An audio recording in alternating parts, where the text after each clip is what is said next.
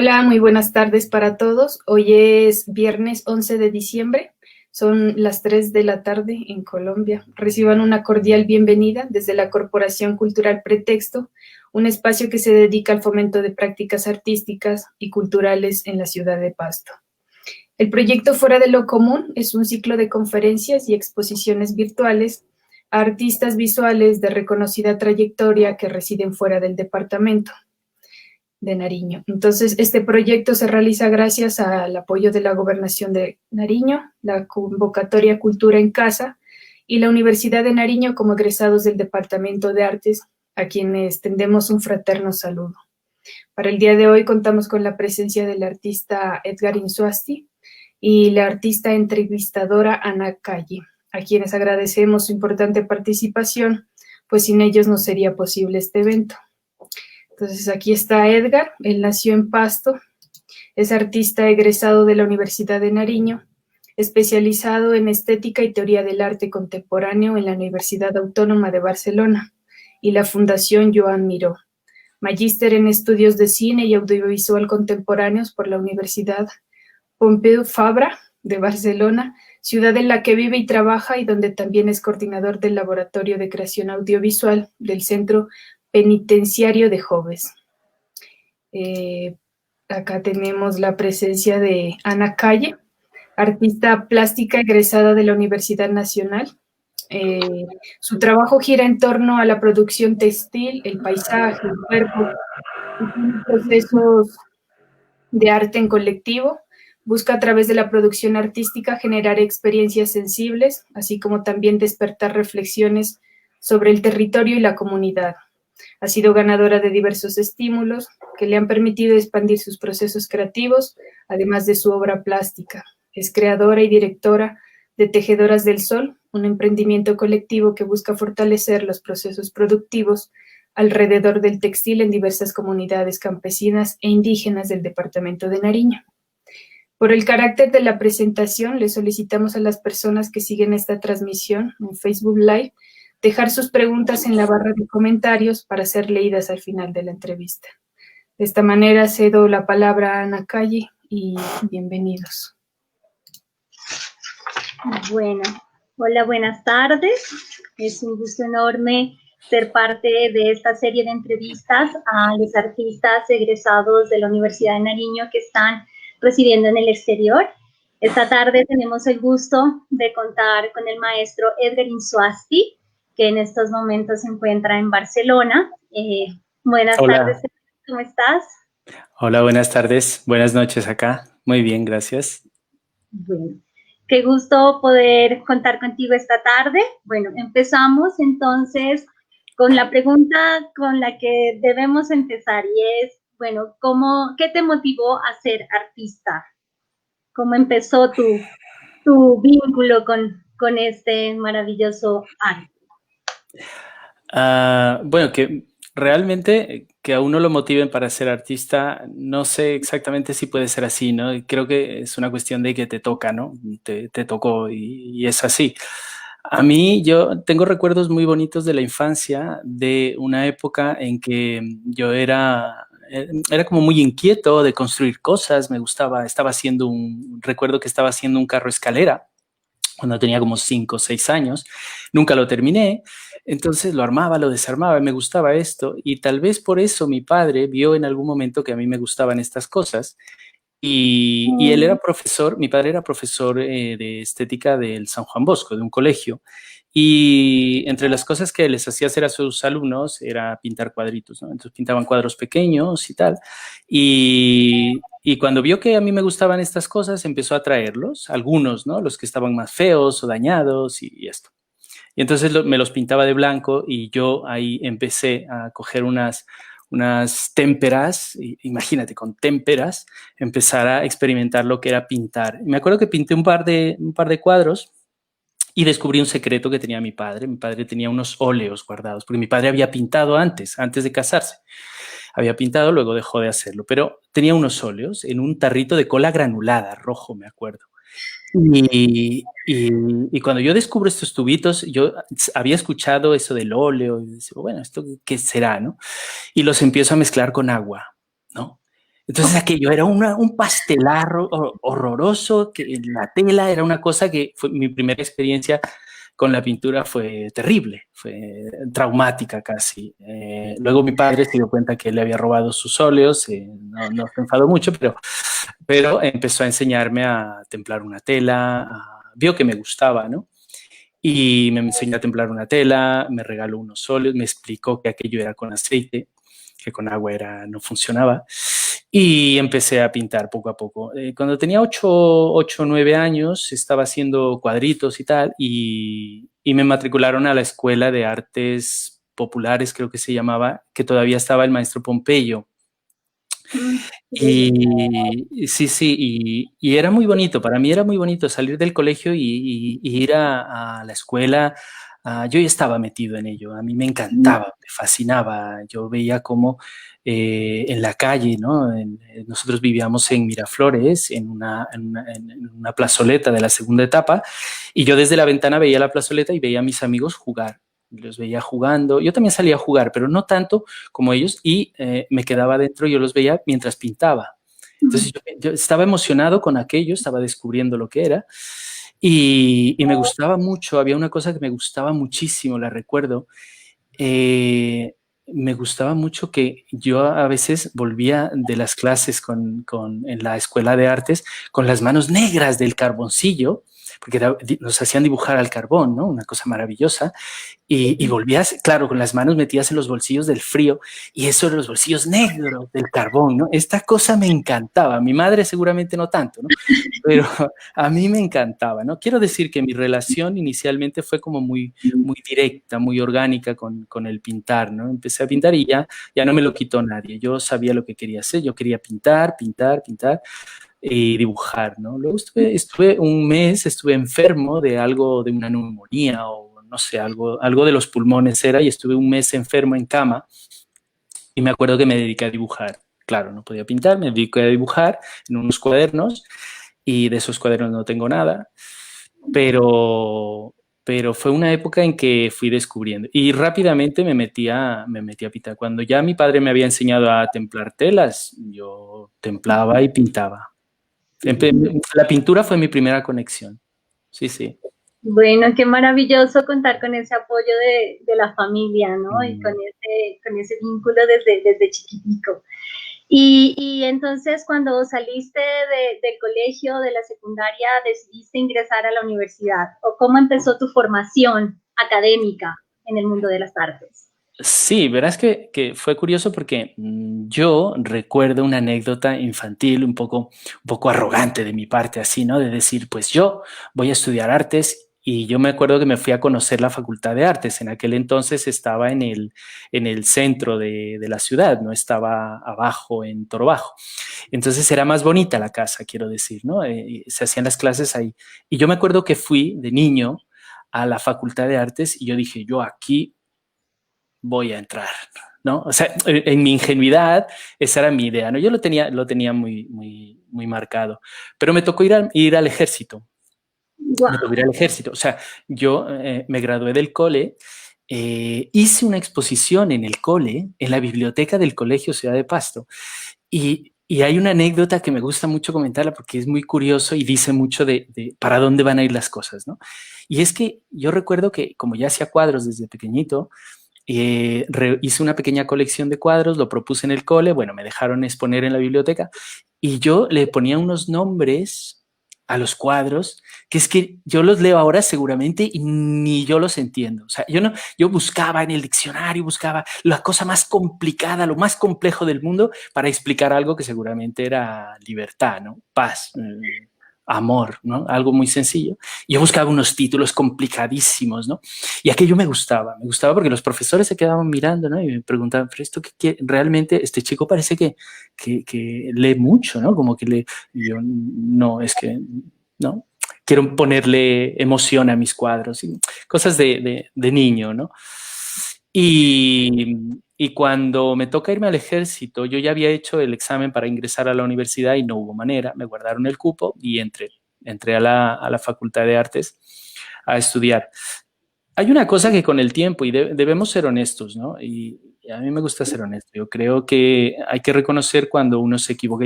Sé que me equivoqué en algo, y esto es importante. Sé que me equivoqué en algo, y es en que cuando yo estuve en el ejército, yo fui a prestar servicio a Bogotá, ¿no? Aquellos años era un poquito duro, era el año 90 y estaba la situación un poco fea, pero aún así, yo era la primera vez que estaba en Bogotá. Y yo me acuerdo que paseaba por Bogotá y todo esto y estaba convencidísimo de que yo ya había sido admitido en Nariño, quería estudiar en Pasto y tal.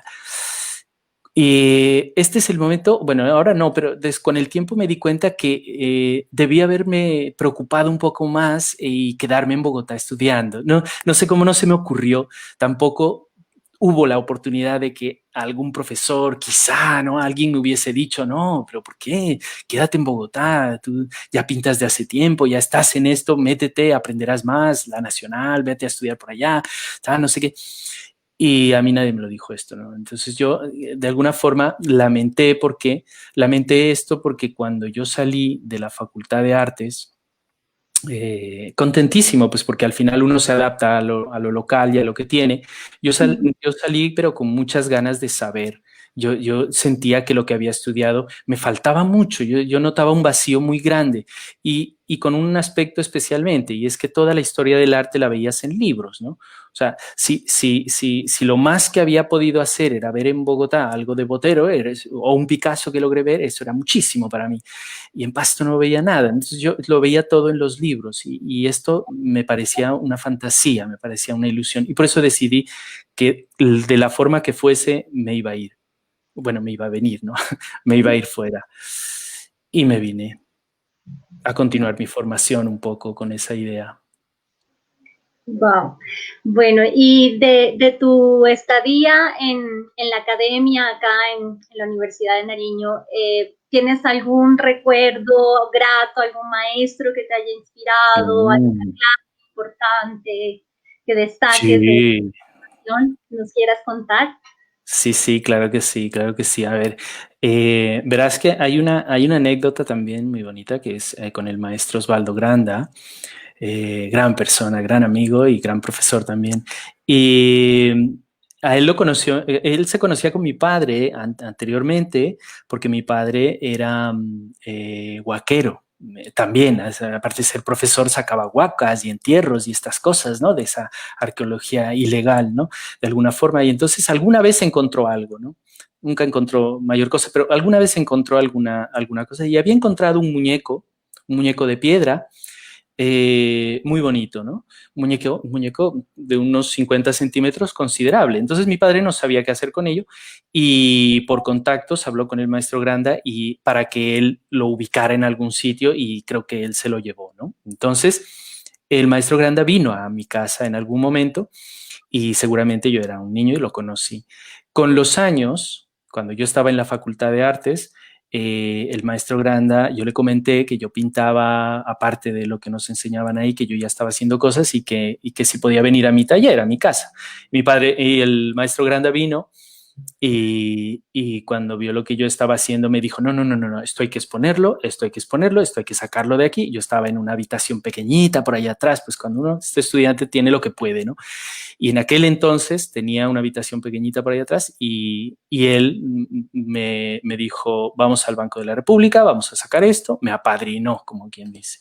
Y me sacó de allá y me hizo, casi que me obligó a sacar lo que yo tenía ahí, ¿no? Eso fue un paso importantísimo para mí.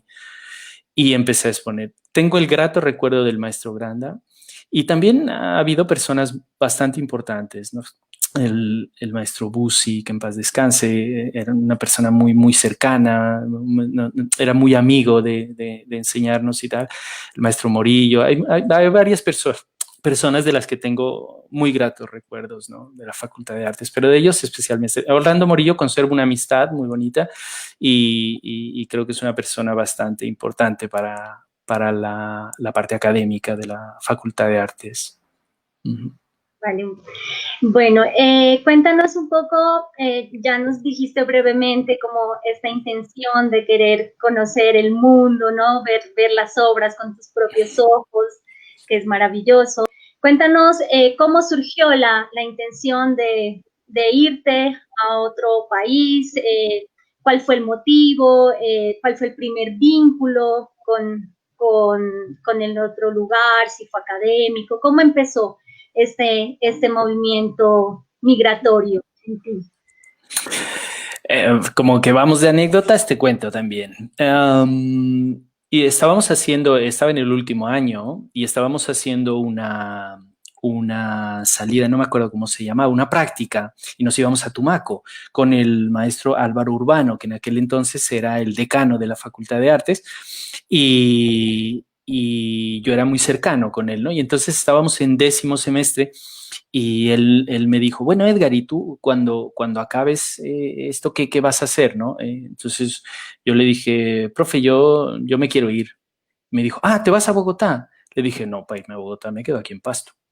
No, yo me voy a Europa. Sí, dijo, muy bien. Le dije, yo estaba muy decidido, ¿no? Yo estaba decidido completamente. Estaba ya pintando muchísimo, sobre todo pintura, ¿no? Que era lo que más centrado estaba en la pintura. Después empecé a hacer otras cosas, pero estaba en la pintura y seguía pintando. Expuse en el Museo de Arte Moderno de Quito, conseguí hacerlo y vendí muchísimos cuadros justo antes. Fue una cosa como que estaba escrito para mí, porque justo antes de irme, un poquito antes, hice una venta considerable de cuadros, no sé por qué se dio, pero conseguí un dinero que me dio para vivir al menos un año en España, sin tener que trabajar, ¿no? Y con ese miedo de, uy, ¿ahora qué hago, no? Entonces, yo para venir, claro, tenía que tener un pretexto porque el visado y aquella época era muy difícil, o sea, era mucho más complicado, no era tan fácil como ahora encontrar información y todo esto. Entonces conseguí una admisión para estudiar en la Complutense, para hacer un doctorado. Yo ni sabía que era un doctorado, pero me apunté como quien dice para irme.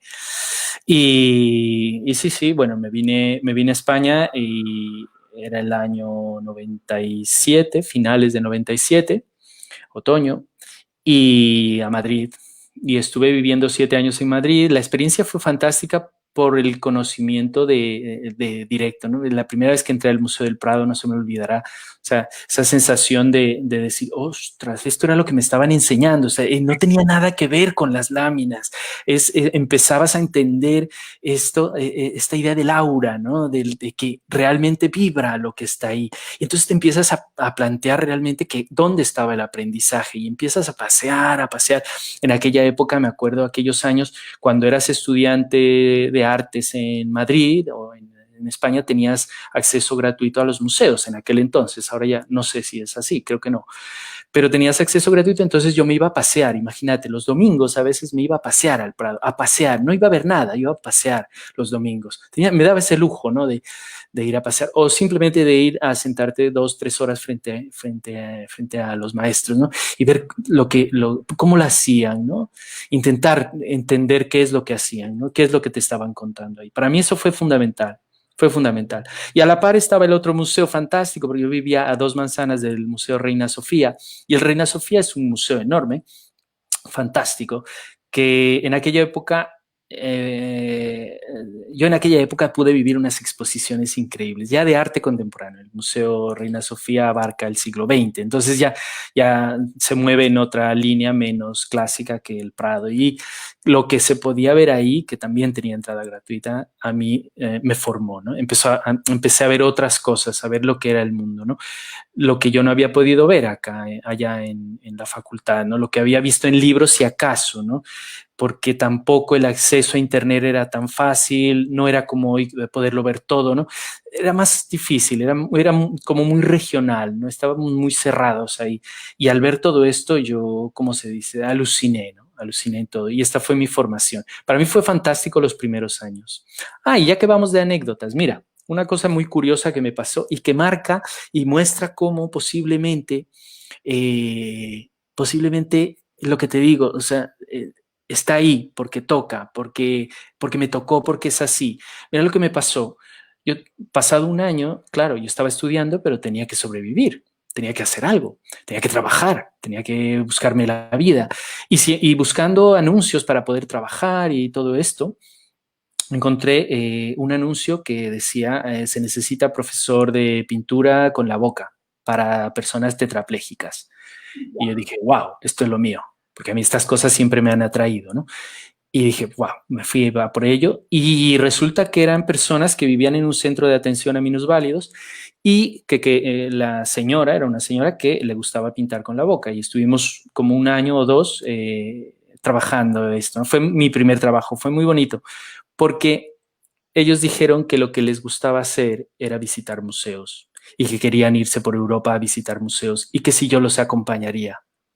Y ya, claro, yo encantado. Yo me fui con ellos, pero claro que me estás diciendo, claro que me voy con vosotros.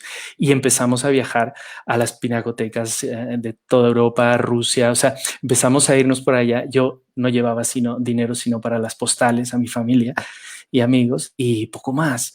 Entonces fue una cosa muy bonita y que marcaba, o sea, yo quizá ¿a qué había venido? Yo había venido, yo quería, ¿no? Esto que dicen de cuidado con lo que te propones porque al final esto, si se alinean los astros y funciona todo eso, al final llegas, ¿no? No sé, pues a mí se me dio esto y me pareció fantástico. Me pareció una cosa muy mística para mí que se haya dado así, ¿no? Y esa fue mi formación, básicamente, ¿no? Bueno, luego estudié otras cosas y esto, pero el poder tener contacto directo con el arte para mí era importante y sigue siéndolo, ¿no? Sigue siéndolo, sí. Pues qué maravilloso esto que nos cuentas y esa excusa tan bella que te pone la vida para conocer los museos del mundo, ¿no? Ahí, sí, muy lindo porque es la intención que se materializa. Y en este sentido, en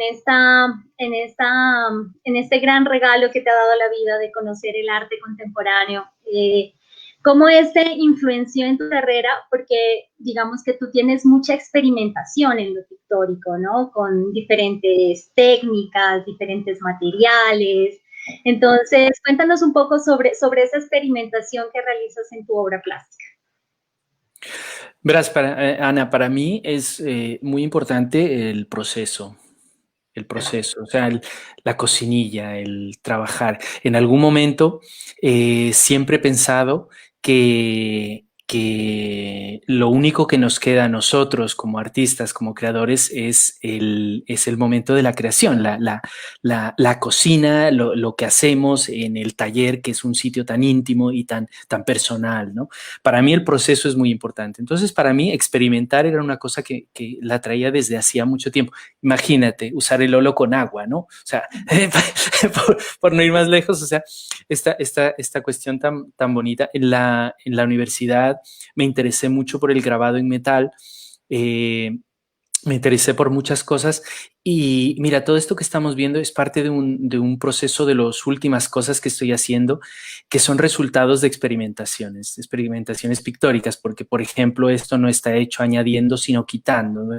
Y trabajado por tiempo, con el tiempo obtienes la luz, es con ácidos. Entonces es una cuestión como de no poner la pintura, sino quitarla. Bueno, en general se trata de experimentar, ¿no? De experimentar y, como te digo, a mí me gustaba mucho el grabado en metal y yo empecé a experimentar ya de cara a lo que era el trabajo final de la tesis, ¿no? De la universidad, de la Facultad de Artes, ¿no? Entonces, yo no quería exponer cuadros pintados simplemente, ¿no? Con óleo o con acrílicos y esto. Y yo estaba tratando de indagar, y esto creo que es algo importante, entender el funcionamiento de las fórmulas para crear, para llegar a algo que los estudiantes siempre andan buscando, como esa técnica personal, eso que nos identifique técnicamente, porque soy mucho del oficio, soy mucho de creer soy casi un artesano de esto, porque creo mucho en el oficio, creo que tenemos que aprender el oficio de hacer las cosas, de pintar, de trabajar, para luego podernos explayar en las ideas e irnos más allá, para tener herramientas, sobre todo, con las que mover nuestras ideas, ¿no? O nuestras reflexiones o lo que sea. Entonces, yo empiezo a investigar detrás del grabado en metal y llegué a conclusiones que me llevaron a, digamos, cambiar los materiales del grabado en metal, esa idea, por ejemplo,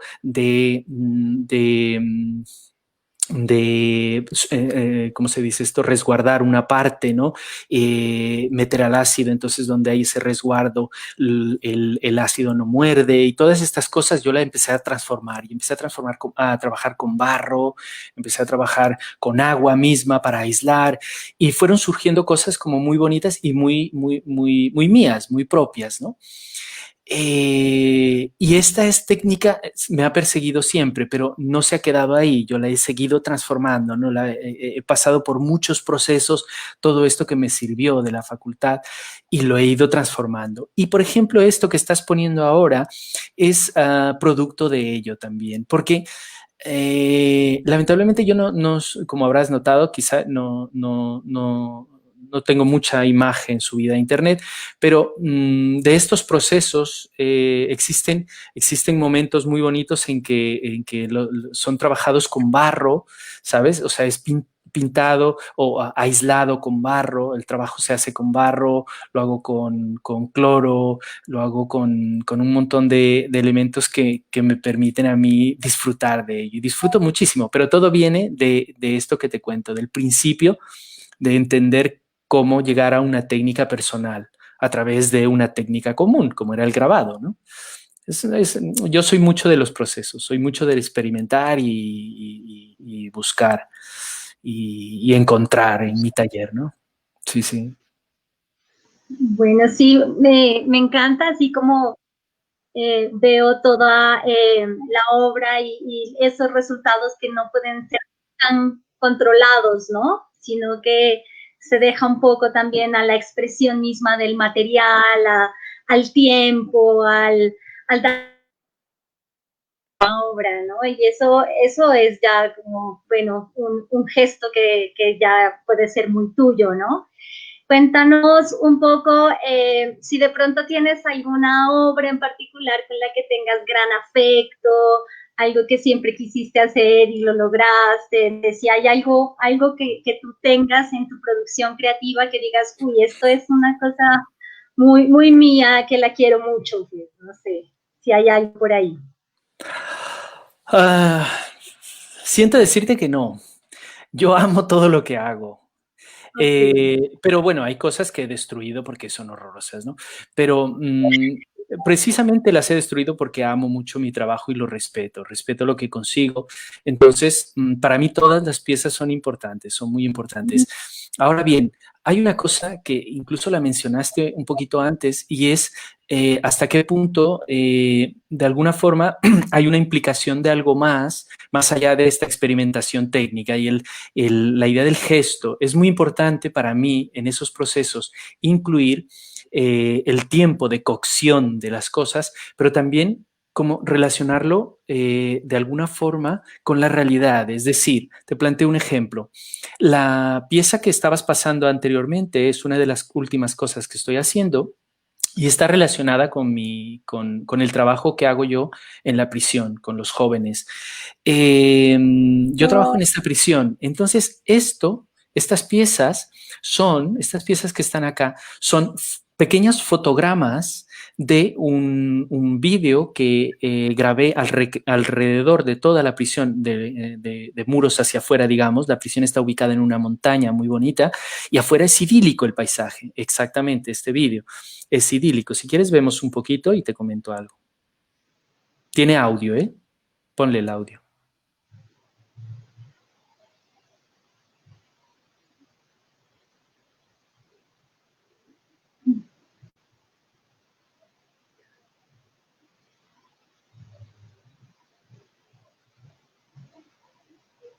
Bueno, quizá no sentimos mucho el audio, pero esto que estamos viendo acá tiene que ver, es una grabación que hago alrededor de la prisión en un día nublado y todo esto, adrede, fue buscado este día, y yo me voy deteniendo en algunos minutos, en algunos segundos, que es el fotograma. El fotograma es una detención en la ilusión del movimiento, ¿no?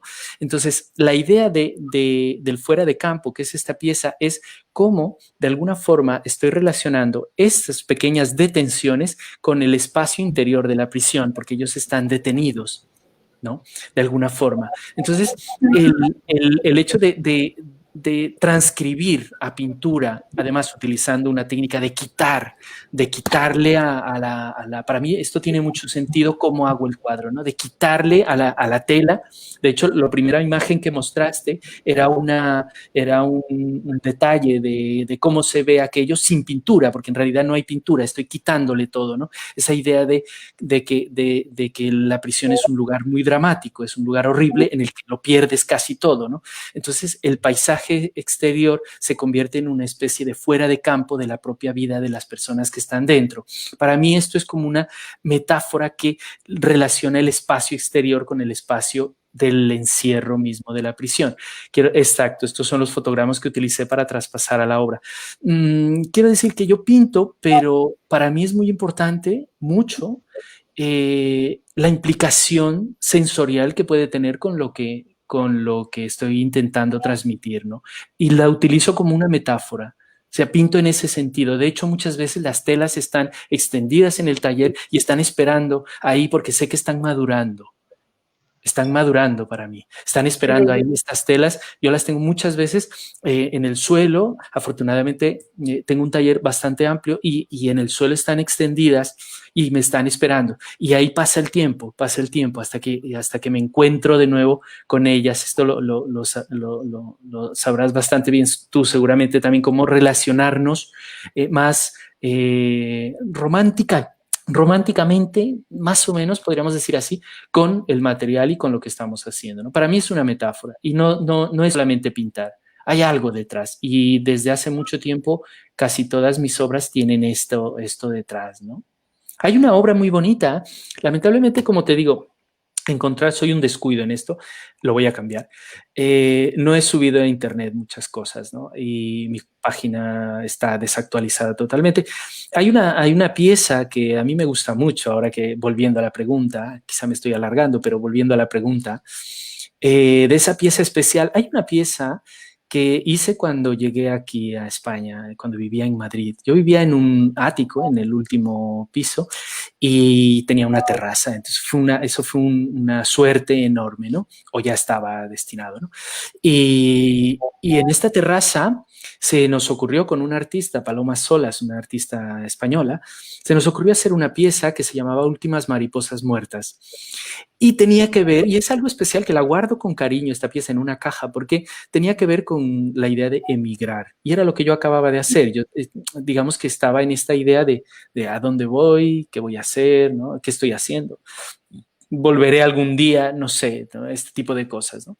Y se me ocurrió con Paloma hacer una metáfora, ¿no? Y la metáfora empezó por cocinar filtros de café. Cocinamos muchos comprábamos filtros de café y en café colombiano que se encontraba y lo encontrábamos, empezamos a cocinar filtros de café, ¿no? Entonces, de esta cocción nos íbamos con la olla y al centro de la terraza las poníamos en el centro de la terraza, ¿no? ¿Qué pasaba? Pasaban los días, fíjate que ya estábamos con el tiempo, ¿eh? Pasaban los días y yo iba fotografiando poco a poco cómo ellas se iban desprendiendo, cual mariposas que van soltando sus alas, ¿no? Ayudadas por el viento, por el sol, y yo iba cada día fotografiando este proceso de cómo se iban soltando, y ellas iban, pues al final con el viento terminaban en una esquina, terminaban en otra, se movían con el aire, y esto para mí era muy bonito. Y empecé a encontrármelas en la calle, porque claro, era una terraza, se escapaban. Entonces, las que se escapaban, ojo, las que se escapaban, yo no las cogí nunca. Yo las dejé. No es ecológico, es basura en la calle, lo que quieras. Pero estaban en la calle, estaban debajo de los coches, estaban en las esquinas, en los semáforos, alrededor de la manzana donde yo vivía y las fotografiaba. Esto me parecía fantástico, porque eran las piezas que se iban, eran las piezas que emigraban. A estas había que dejarlas. Digamos que eran como una autodefensa. Fíjate en las metáforas en que se mete uno, ¿no?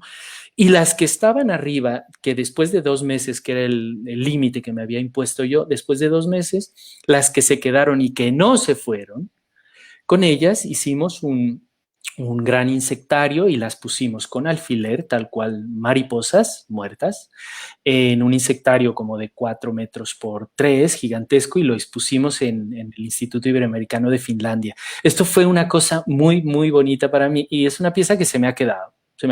Claro, tengo la caja llena de filtros de café con alfileres, ¿no? Si eso responde a tu pregunta, pues esa digamos que sería una obra interesante, ¿no? Podría ser interesante. Mira, esto que estás Muchas mostrando, gracias. Sí, perdona, cuéntanos. esto que estás mostrando es cuando empecé a trabajar con la prisión, sí. Esto cuando empecé a trabajar, estos son retratos, pero de prisioneros, pero que están modificados, o sea, porque obviamente no se puede mostrar las caras de las personas que entran a prisión, están censuradas, obviamente, son los ojos de uno, la nariz de otro, la boca de otro, incluso de gente de fuera. Yo hice una mezcla para crear estas serigrafías, son serigrafías de carborundum, un polvo que se utiliza para el papel de lija. Es un polvito muy dúctil y muy bonito. Y con este polvo yo hacía la serigrafía sobre este papel impregnado en resina, experimentación, claro. Y esos retratos al polvo de carborundum aquí, al polvo de carborundum, yo le añadía, le pedí a uno de los prisioneros, me acuerdo, si me podía regalar una lima o algo de metal. Me regalaron un corta uñas y una lima. Y yo los intenté pulverizar. Pulvericé una buena parte de ellos y lo mezclé con el polvo. Es decir, que los retratos están hechos con algo del material que viene de ellos más directamente, ¿no? Y sin embargo no son ellos, sino que somos todos, ¿no? Porque ahí también están mis ojos, aparezco yo, es un poco como por ahí, ¿no? Todo esto fue de una muestra que hice en Pasto en el año 2009, si no me equivoco, y tenía que ver con esta historia de la prisión. Mira, es la copia de la huella a través del barro, obtenida a través del barro directamente de 24 barrotes de una celda, que son 24 horas, que es el tiempo que ellos pasan en la prisión. Eran un poco metáforas gigantescas, porque me encanta el gran formato. De hecho, me cuesta mucho pintar en cosa pequeña o algo pequeño, me cuesta muchísimo. Y esto tenía que ver con ellos, ¿no? Con ese drama de la prisión, pero no para verlo de una manera superflua, ¿no? Sino pensando más bien, que es algo de lo que con lo que estoy trabajando ahora, pensando más bien hasta qué punto nosotros somos responsables también de lo que hay dentro o de estas personas que están encerradas, ¿no? Si no son errores del sistema, tal vez, ¿no? Hasta qué punto somos responsables nosotros o sus familias o en general, ¿no? El sistema. Va por ahí. Bueno, ya que nos cuentas un poco sobre esta obra, cuéntanos cómo es tu cotidianidad en Barcelona. Cuéntanos un poco sobre esas dinámicas creativas que tú tienes con tu trabajo en la prisión y bueno, con todo lo que estás haciendo. Chévere, verás. Yo generalmente, bueno, paso mucho tiempo en mi taller. Estoy mucho tiempo, la mayoría de horas del día estoy en el taller.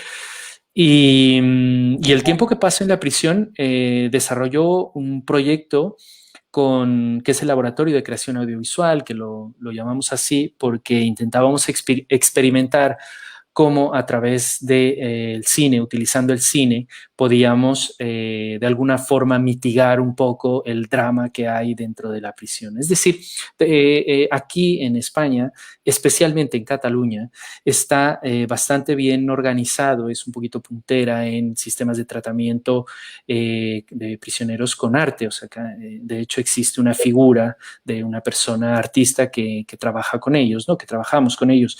Y nosotros pues utilizamos cualquier herramienta del arte, ya sabes hasta dónde podemos llegar para trabajar con ellos. Yo utilizo el cine, no en el sentido de que vean cine, porque ya ven mucho cine y pasan muchas horas ahí de vagancia casi, de desahogo y de ver mucha televisión, sino en el sentido de producir. ¿Qué pasa cuando se les dice yo trabajo con gente joven, son chicos de 18 a 23, 24 años. ¿Qué pasa cuando se les dice, vale, ¿te gusta el cine? Bueno, vamos a hacer una película. ¿qué pasa? ¿No? ¿Qué pasa entre la gente, entre las personas cuando los llevas a una situación de responsabilidades, de asumir el reto creativo y a la vez de reflexionar sobre lo que estamos haciendo, creando imágenes, ¿no? Entonces, para mí, para ellos que la prisión, de alguna forma, tú imagínate, ellos cuando están viendo el exterior y se les son colocados dentro de un marco de cemento, su visión es interrumpida, la mirada es interrumpida. Entonces, ¿cómo a través de la mirada, cómo recuperar la conexión con el mundo? Y eso es en lo que trabajamos, en lo que intento hacer en la prisión, intentando hacer cine con ellos, pero no simplemente, no tanto con el interés de que salgan grandes cortometrajes, que es lo que intentamos hacer, o videoclips, o reportajes, sino más bien intentando entender qué es lo que sucede cuando ellos están en juego con la imagen, la producción de imágenes, la producción de realidad o de esa realidad virtual, ¿no? De ese mundo, conectar con imágenes de ese mundo que está afuera, ¿no? Entonces, yo hago esto con ellos y luego vuelvo y si tengo tiempo me vuelvo al taller. Experimento y llevo 1 año, 2 años largos trabajando en un proyecto bastante grande para una exposición aquí en Barcelona que tiene que ver precisamente con el encierro y con esto. Y ahora nos cayó la pandemia. Bueno, no sé, viene al caso, mira. Bueno, ya que lo mencionas, cuéntanos cómo te ha afectado esta situación actual mundial en tu producción artística, en tus dinámicas cotidianas, en también el encierro que están los mismos chicos. ¿Cómo ha sido este nuevo reto que se nos pone como humanidad ante los ojos de Edgar Suárez? Es tremendo, ¿no? Es sorprendente. Hay muchas cosas muy sorprendentes, especialmente el silencio cuando empezó la pandemia, ¿no? Cuando empezó el confinamiento, lo habrás notado, las personas sensibles lo notan, lo notamos. Ese silencio era increíble. Era increíble el silencio, ¿no? Y maravilloso a la vez, ¿no? Aparte de estas sensibilidades románticas también, para mí no cambió mucho la situación, porque nosotros al ser servicio, me refiero a mi trabajo, al ser servicios esenciales teníamos que seguir yendo a la prisión y estuvimos, no podíamos estar confinados, pero íbamos un día sí, un día no. Para mí fue una alegría, porque todo el día siguiente estaba en mi taller. Pero digamos que no cambió mucho. Cambió sí en la prisión se volvió mucho más difícil porque todas las personas, había mucha histeria dentro porque no podían ser visitados por familias, había muchas peleas, había mucho drama. Se volvió más difícil el trabajo para nosotros. Sin embargo, pues algo pudimos hacer. Pero para mí en realidad no cambió tanto. Yo sí que pude todo este tiempo de encierro dedicarme a mi trabajo, a mi taller y de alguna forma empezar a entender esto del encierro, porque es precisamente con lo que estoy trabajando, ¿no? Con esta idea de estar encerrado, sí. Sí. Bueno, y ya que nos mencionas esto, digamos, ¿hay alguna sensación, hay alguna experiencia que tú quieras provocar a través de tu en el espectador, algo en particular que tú quieras despertar en el que ve tu obra? Verás, como te decía antes, quizá lo único realmente nuestro es el momento de la creación.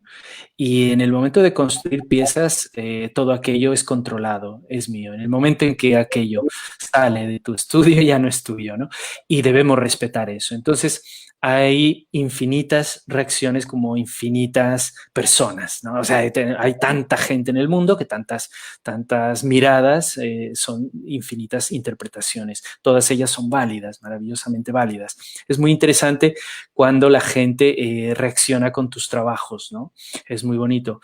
Que yo quiera provocar algo, sí, también algunas veces lo hago, ¿no? No es como un objetivo para mí porque si bien creo que cuando uno es honesto con su trabajo, cuando lo haces con amor, ¿no? Y reflexionas y piensas en lo que estás haciendo, también intentas encontrar herramientas, elementos, plantear estrategias que te permitan provocar algo y llegar a algo en la gente, ¿no? Yo precisamente por esta razón de querer provocar algo en la gente, empecé a cambiar cosas en mi trabajo hace unos años. Empecé a querer sacar de lo bidimensional la pintura, por ejemplo, ¿no? Porque no he podido desprenderme de la pintura, a pesar de que hubo un buen tiempo que estuve haciendo lo del cine con los chicos, estuve más centrado en ello, y otro en que hacía más instalaciones, pequeñas esculturas y pruebas de vídeo y cosas así, pero la pintura siempre estaba ahí. Entonces, no sé si se fue la señal, ¿estoy ahí? ¿Estamos ahí? ¿Hola? Te escucho. Sí, vale. Te escucho. Sí, te decía que, bueno, perdimos la señal, no sé. La imagen, sí. Sí, se ha ido la imagen. Bueno, te sigo comentando. No sé qué te decía. Te decía que... Ahora. Sobre el hecho de despertar estas cosas en el espectador, sí, exacto. Cómo tu obra empezó a cambiar. A eso. Sí, verás que empezó a cambiar y fue muy bonito porque la pintura, como te digo, que me persigue, a sacarla de lo bidimensional. Y empecé a plantear cubos, ¿no? que dejando ciertas transparencias en la tela, ya dejé de obsesionarme con eso de la tela bien preparada, todo eso ya, eso se pasó, y empecé a buscar otras cosas, ¿no? Entonces ya las piezas son tridimensionales. Hice una exposición en el año 2016, fue la última que hice, se llamaba Íntimo, en la Casa de la Cultura, en Pasto, no sé si llegaste a verla. Sí, la recuerdo. Sí, la gente me... ¿no? Los cubos con telas rojas y hojas. Bueno, había unas sotanas, que era una pieza bastante fuerte, unas sotanas de un sacerdote de la familia que había muerto recientemente, y estas piezas incluían la pintura dentro de, pero no estaba la pintura fijada al muro. Entonces, en la medida en que yo recuerdo cuando coloqué las sotanas que estaba en volumen, ¿no? Tridimensional, obviamente, eran 6 sotanas, casi como si desfilaran hacia un cuadro negro que había pintado, porque usó mucho el color negro. Y aquello era tan dramático que la gente, hubo personas que se pusieron a llorar al verlo, o personas que me decían que ahí no podían entrar, que aquello, esa sala, esto no. Esto en parte es muy bonito, porque despiertas sensaciones, ¿no? Y eso hace parte del trasfondo real del arte, ¿no? Es una cuestión muy propia. Pero a partir de ahí he seguido trabajando con ello. O sea, yo quiero emocionar, y para eso, bueno, aparte de que siempre el gran formato a mí es algo que me ha atraído muchísimo, pero te estoy hablando de formatos enormes, o sea, 6, 7, 8, 10 metros. Esos formatos son impactantes, ¿no? No sé por qué lo hago exactamente. Creo que en algún momento he entendido que pinto con ese formato tan grande porque es físicamente más grande que yo y me aborda y puede más que yo. Y eso me hace sentir un poco, es una cosa un poco tonta, pero que puede aclarar algo. Y ahora estoy utilizando piezas que incluyen objetos elaborados por personas de la prisión. Estoy incluyendo fotografías en las que se recogen armas que hacen las personas dentro de la prisión, y así estoy colocando nuevas cosas. Ya no es solamente el cuadro expuesto, sino que resume algo que se instala. No sé si poder decir pintura instalada, no sé si se puede decir así, ¿no? Algo por el estilo. Vale. Bueno, cuéntanos un poco en qué cree Edgar Insuasti. ¿Cuáles son sus creencias? ¿Qué es lo que a él le apasiona, por decir de alguna manera? Me apasiona muchísimo, me apasiona viajar. cada que puedo lo hago. Me encanta viajar ya con esa experiencia que se me dio de viajar por Europa gratis con los minusválidos, yendo a los museos y todo esto. Para mí viajar es muy importante, es bastante interesante y es muy enriquecedor estar en el sitio, ¿no? Creo que puedes verlo en los libros, puedes verlo en internet, puedes acceder virtualmente y más hoy en día, ¿no? Pero estar en los lugares es esa sensación de estar, hacer presencia, de sentir directamente el lugar. Para mí viajar es muy apasionante. Pero yo creo que estoy muy volcado en la construcción, en la creación. Quizás ese carro escalera que empecé a hacer a los 4 años, no he acabado de hacerlo y estoy ahora todavía obsesionado con eso y soy un obseso de ello, de construir, de crear. Y te digo que a veces hasta hago los bastidores, ¿no? Porque me gusta hasta esto, ¿no? Si pudiese hacer la tela también o el papel, lo he hecho a veces. Digamos que soy un apasionado de este tipo de cosas, del arte, ¿no? Y del amor, por supuesto. Sin amor no hay nada. Sin amor no hay nada. Eso es así. Bueno, ya vamos a ir cerrando un poco. Te quisiera preguntar si tú crees que el artista puede hacerse artista al entrar a una academia, si se puede enseñar el arte, o de qué depende esto que nosotros hacemos, el ser artista. Esta es la pregunta del millón, ¿no? Para cerrar. Sí. Supongo que yo pienso que los seres humanos al final encontramos nuestro camino, el que sea. Después de muchos años de trabajar con personas en situación muy dramática, me sigo preguntando aún cómo es que llegan ahí, o sea, cómo es que una vida se tuerce tanto para que termine ahí y por qué no están afuera, por qué yo no estoy ahí en la prisión, ¿no?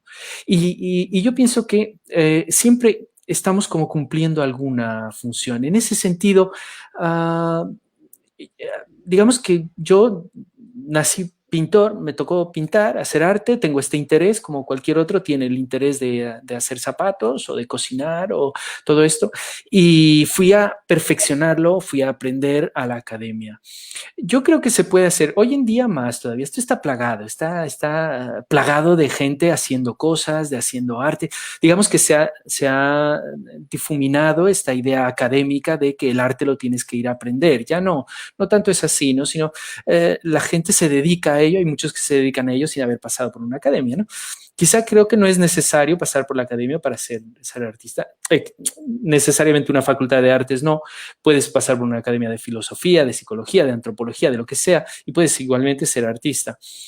Yo creo que es una inclinación, es algo que te atrae y que lo desarrollas. Si lo tienes, lo vas a desarrollar. Si no lo tienes, pensarás que no lo tienes y que te lo enseñaron, pero no creo. Creo que lo tenías. Y tuviste la suerte de tirar por ahí, ¿no? Y de sacarlo adelante. Sí. Bueno, y bueno, ya cerrando, quisiera que nos recomendaras algún libro, alguna película para quienes hemos escuchado toda esta tarde, esa maravillosa historia de Edgar en el mundo de las artes, en el mundo creativo y del cine también. Entonces, si nos quieres recomendar un libro, una película. Bueno, yo diría, hay mucho de esto, ¿no? Hay muchísimas cosas que podríamos recomendar, ¿no? Pero me viene a la cabeza una película que a mí me impactó muchísimo y que fui a ver al cine porque estaba obsesionado con ella. Una película de Laszlo Nemes que se llama El hijo de Saúl, el hijo de Saúl, porque lo que hace este señor, Laszlo Nemes, lo que hace es, sí, habla de la época del holocausto nazi, pero es muy interesante cómo lo hace, cómo plantea a través de cerrarnos el cuadro y dejarnos viendo únicamente a la espalda de un personaje y siguiéndola a él todo el tiempo, nos ha opacado todo lo que había detrás porque así es la historia del Holocausto, es opaca para todos. Entonces ha utilizado herramientas maravillosas del lenguaje cinematográfico de una forma metafórica. Esto me llamó la atención porque yo intento hacer algo así. El hijo de Saúl, de Laszlo Nemes, como película, puede ser. Y un libro, bueno, hay tantos. Últimamente estaba leyendo a Laura Restrepo y sus libros me fascinan. Últimamente estoy enganchado a ella, he estado bastante enganchado a ella y digamos que como por conectar con Colombia, a Laura Restrepo la recomiendo. Bueno, bueno, Edgar, muchísimas gracias. Ha sido un gusto escucharte en esta tarde, conocer tu experiencia, tu camino, tu recorrido. Y bueno, espero que tengamos el gusto de compartir tu obra por acá en tu tierra y en tu territorio. No, muchísimas gracias a ti, Ana, muy amable, y a Patricia también, y a todos los chicos que estáis detrás de Pretexto. Os felicito por lo que estáis haciendo.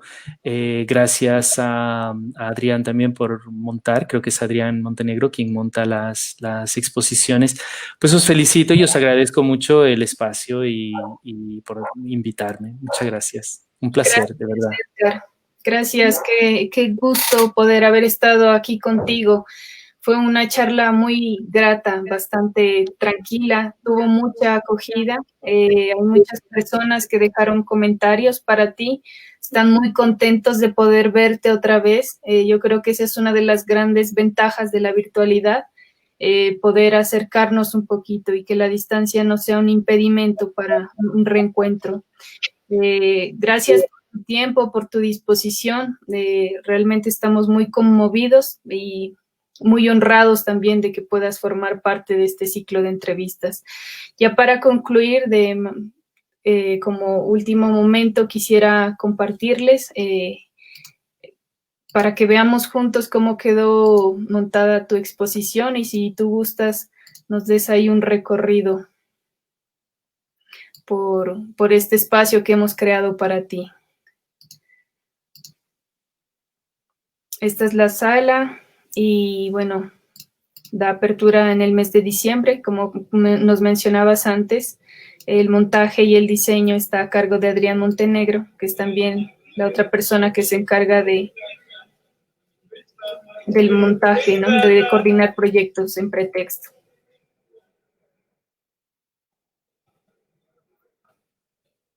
Estas son como algunas de las piezas de las cuales tú nos hablaste hace un momento.